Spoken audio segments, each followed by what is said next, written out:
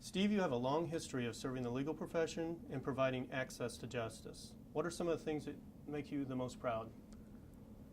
Well, certainly, Chris, there isn't anything that I've done in those areas that I've accomplished by myself.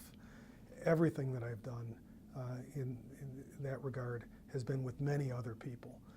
But it has been both a privilege and also very gratifying to feel like together we have been able to accomplish a number of things that I can mention. One thing that comes to mind is the development of the new lawyer ethics rules in Illinois, the Rules of Professional Conduct of 2010. Along with many other people I was involved with, I was a member of a joint Chicago Bar Association, Illinois State Bar Association committee that evaluated the so-called ABA Ethics 2000 Rules of Professional Conduct, the lawyer ethics rules.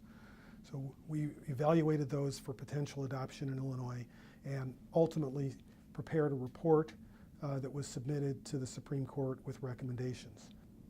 The Supreme Court in turn referred the recommendations to its Committee on Professional Responsibility.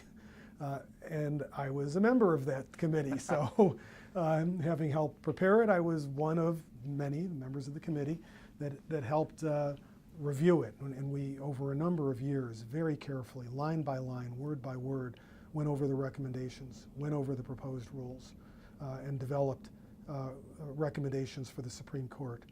By the time we finished that task, I had become the chair of the Supreme Court Committee on Professional Responsibility.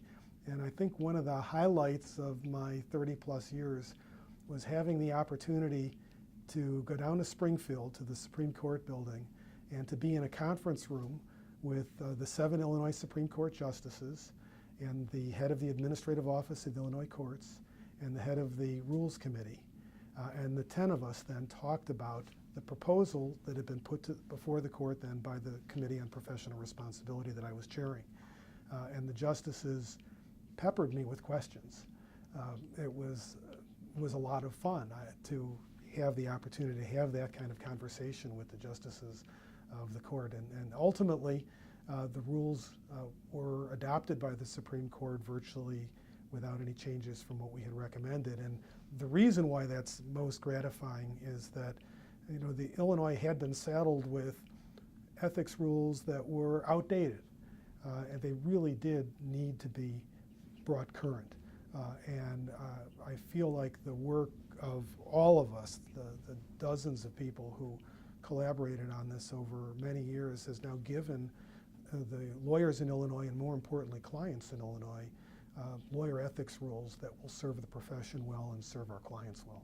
So it sounds like you had an amazing opportunity to be intimately involved throughout the entire process, but then toward the end, it's almost like being on the witness stand.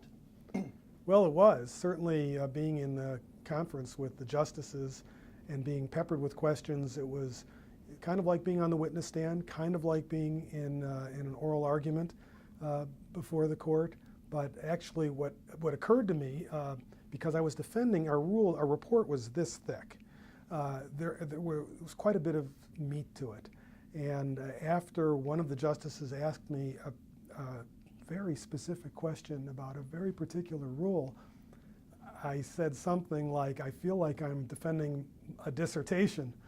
And the then Chief Justice laughed and kindly said something like, well, don't worry, Steve, you're getting your PhD.